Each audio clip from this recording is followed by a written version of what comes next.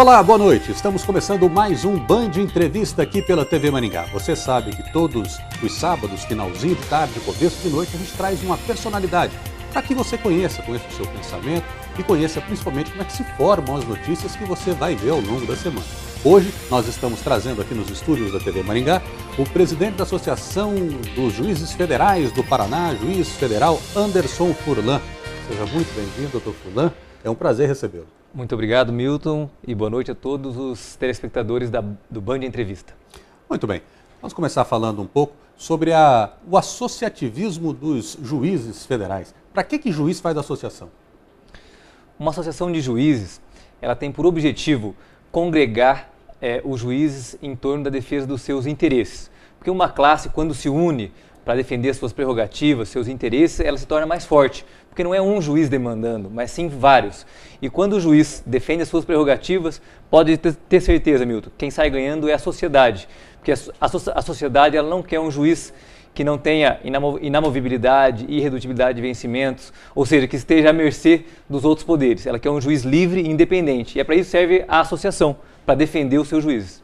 E que tipo de demanda que os juízes estão tendo nesse momento? O que mais está pegando para os juízes e por que a necessidade de fortalecer essa associação? Há muitas demandas. Os tribunais, por exemplo, costumam tolher prerrogativas de juízes, como, por exemplo, impedir que determinados juízes participem de algum concurso de remoção por conta de algum requisito que o tribunal coloca no edital, mas que não está previsto na lei. E o que o juiz faz, então? Procura a sua associação e a associação recorre ao CNJ buscando garantir o direito que está na lei e não aquele que foi estipulado por um edital do tribunal. Além desses, são vários outros exemplos, como agora, as associações organizaram um projeto de greve dos juízes. Por quê? Porque os juízes estão há 6 anos sem qualquer reajuste nos seus subsídios, nas suas remunerações. Então as associações se coordenaram e levaram ao governo uma proposta de greve. No entanto, essa tentativa foi frustrada e mesmo assim vamos para o 7º ano seguido sem qualquer reajuste no subsídio dos juízes. Pois é, os juízes têm problemas nos seus reajustes, mas a gente sabe que em relação ao restante da sociedade, os juízes estão numa posição muito mais privilegiada, né? Tem até alguns benefícios que a comunidade, de um modo geral, o trabalhador, de um modo geral, não tem. E não tem esse poder de poder negociar com o governo, de um modo geral, né? Mas o senhor disse que sofre algumas pressões. As pressões, elas são só dentro do corpo, do escopo do judiciário ou essas coisas vêm de fora? Um exemplo, nós tivemos recentemente a morte de um juiz federal também, colega seu, no estado do Espírito Santo. Uma bomba explodiu semana passada num fórum no interior de São Paulo. Quer dizer, está começando a ficar complicada a situação, né? Então, vou responder as duas perguntas. Vou começar pela última. Realmente, os juízes também sofrem pressão externa.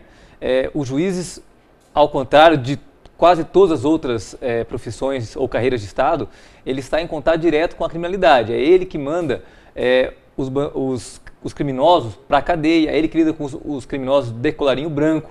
Ele toma diversas decisões que podem colocar em risco tanto a sua vida como a de sua família. Então, ele também sofre pressões externas. Nós temos um colega, o juiz federal de Campo Grande, o juiz Odilon.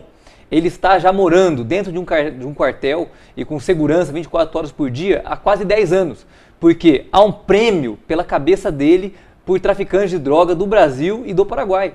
Então, esse é o tipo de pressão que os juízes sofrem. Um policial, ele também está em contato com a criminalidade e eu também defendo que deve ganhar mais. Eu vejo que a Polícia Federal recebe um pouco melhor e a Polícia Civil e a Polícia Militar, principalmente no estado do Paraná, têm rendimentos muito aquém de suas responsabilidades, do perigo que correm. É uma situação que deve ser equacionada. Mas os juízes também estão nessa mesma trincheira do combate à criminalidade junto com o Ministério Público e, ao contrário dos policiais, os juízes decidem dezenas, centenas de casos durante um mês. Veja você, na jurisdição de Maringá, a minha jurisdição é de 44 municípios. Então, nós estamos trabalhando com criminosos de 44 municípios diferentes. Ao passo que em Maringá, os policiais trabalham com os criminosos da cidade, de Paysandu, na cidade de Paysandu. E os juízes trabalham em relação a todos esses criminosos.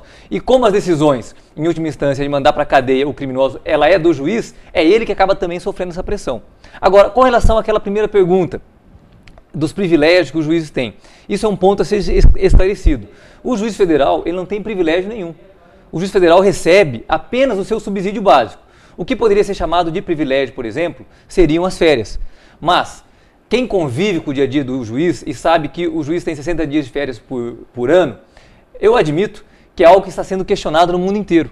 Mas eu conheço a minha realidade, conheço a realidade dos meus colegas e nós sabemos que o juiz não tem hora para trabalhar. Trabalha de manhã, tarde à noite. O juiz responde a plantão sem poder compensar. Então, quando tem algum crime no final de semana, o juiz está lá. O médico, por outro lado, só pode trabalhar 8 ou 4 horas por dia. Se trabalhar mais de 4 horas na sua clínica privada, ele vai ganhar mais. O juiz pode trabalhar 24 horas por dia e que ganha a mesma coisa. Mas é o ônus da carreira pública. Além disso, nós frequentemente levamos trabalho para casa, porque não há tempo de decidir nos fóruns. Nos fóruns é algo muito movimentado, audiências, advogados. Nós temos que pegar os processos, levar para casa para poder estudar e decidir. Temos que comprar livros. Ninguém admite que um juiz possa ficar sem ler, estar atualizado com a jurisprudência do Supremo, com a doutrina, para decidir o seu próprio caso, ou o caso que está ali à mesa dele. O juiz tem que se preparar. Então, o juiz federal não tem benefício nenhum. Não temos auxílio livre, não temos gratificação para ser diretor do foro, não temos nenhum benefício eleitoral, nós só temos trabalho e uma única parcela de remuneração. Na verdade, agora são duas. O juiz passou a receber o auxílio alimentação, mas nada mais do que isso. Pagamos 11% de contribuição social e 27,5% de imposto de renda, retidos na fonte. Então, se for olhar o contra-cheque de um ministro do Supremo Tribunal Federal, ele deve ganhar a mesma coisa que um assessor legislativo do Senado Federal, sendo que a Constituição diz que o salário dos qualquer servidor público no Brasil tem que ser pautado pela complexidade de suas funções, pela responsabilidade do cargo e por outros critérios. Quando se iguala o salário de um ministro supremo a de um assessor legislativo do Senado, com todo respeito ao assessor legislativo do Senado, alguma coisa está muito errada na fixação dos subsídios do ministro do Supremo Tribunal Federal. A gente tem um problema aí, que é um problema que ele aparece, de um modo geral, em todo o setor público brasileiro, né? A gente tem carreiras de Estado, como é a carreira do juiz, é a carreira do promotor de justiça, é a carreira do policial, né? São carreiras de Estado em que as corporações não conseguem se organizar, elas não podem fazer greve, os juízes federais estão tentando essa greve aí, não conseguem organizar essa greve, os policiais tentam greve, também não conseguem, não tem um mecanismo de pressão. E o que é pior nisso, que qualquer movimento paredista do setor público acaba fazendo com que o refém seja o cidadão. E é uma situação complicada, porque quem tem um pouquinho de respeito com a comunidade, que no fundo é o patrão de todos, né, fica sempre pensando, né, se a decisão é melhor, porque acaba sempre sobrecarregando. E tem aquela questão também, não adianta você não fazer o trabalho hoje, porque ele não vai embora, ele vai voltar amanhã, você vai ter que dar conta dele e ele só vai aumentar, né? Então, dentro dessa perspectiva, existe muito pouca possibilidade de se fazer um movimento em que as carreiras de Estado consigam melhor remuneração. Mas o judiciário, que tem ainda um grande poder, coisa que é um poder, né, tem um grande poder em relação às demais carreiras do Estado, ainda pode fazer algum outro tipo de pressão que não seja aquela pressão ordinária, né? Existe uma maneira de se mudar essa situação. Tem alguns modelos, por exemplo, o modelo americano, em que todo mundo é eleito, tudo é eleição. Você acha que isso funcionaria? Então vamos lá. Sobre a forma de pressão. Realmente, o cidadão ele se vê numa encruzilhada. Ao mesmo tempo em que o juiz, quando prejudica o cidadão que requer um benefício previdenciário, mas também auxilia o criminoso que não vai ter julgado o seu processo, ou o devedor tributário que vai demorar para ter a sua execução finalizada, ele também, apesar de o cidadão em tese estar prejudicado, o cidadão também ganha. Mas por que ganha? Porque nenhum cidadão, em sã consciência, quer ver um juiz que não seja preparado, um juiz que não tenha as garantias, um juiz que não estude, um juiz que não seja remunerado adequadamente. Por quê? Porque se nós deixarmos a carreira da magistratura mal remunerada, sem garantias, as pessoas mais preparadas vão se desinteressar por ela. Podemos chegar a um quadro que daqui a alguns anos, quem vai fazer concurso para juiz é quem não quer fazer qualquer outra profissão. Ou seja, ao invés de prestar um concurso para o Senado, ela deixa de prestar porque não passou e vai ser juiz. Vamos conseguir pessoas menos preparadas e pior, há indícios de que a própria criminalidade prepara pessoas para entrar nos quadros de Estado. Ela ela financia pessoas que estudam custeadas pelo tráfico para depois fazer concurso para polícia e para juiz. Ainda hoje é muito difícil essas pessoas passarem nos concursos. Seja porque há uma investigação prévia, mas seja porque o concurso é muito difícil.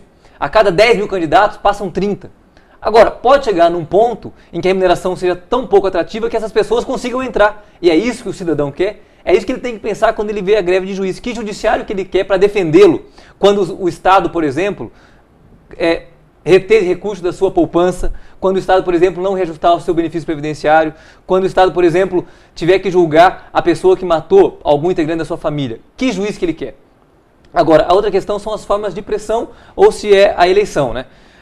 Não existem muitas formas de pressão. Eu também acho que é questionável o juiz usar o seu poder para prejudicar o Estado para garantir o seu aumento salarial. E nós temos um modelo americano, onde os juízes são eleitos. Nós conhecemos bem o sistema eleitoral brasileiro. Nós temos uma ideia mínima de como é feita a representação pelas câmaras municipais, assembleias e no Congresso Nacional. É uma composição muito, vamos dizer, heterogênea. Será que essa composição heterogênea faria bem para o judiciário? Será que alguns deputados, alguns vereadores foram eleitos, será que eles teriam condições de julgar os seus semelhantes? Para fazer lei é diferente. Para fazer uma lei, nós vamos ter uma visão de cada setor da sociedade. Nós precisamos ver lá a visão do engenheiro, do médico, do homossexual, do pobre, do rico, isso é importante. Agora, para julgar essa multiplicidade de visões, é interessante?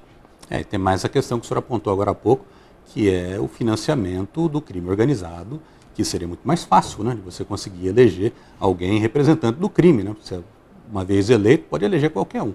Bom, eu quero lhe perguntar uma outra coisa agora, que é com relação às prerrogativas do CNJ, Conselho Nacional de Justiça, que está sobrestado aí, né, desde uma decisão do ministro Marco Aurélio, deve voltar a julgamento aí para fevereiro, março, isso deve aparecer no STJ. E a ministra Eliane Calmon está sendo, tá na berlinda, né, está no tiroteio.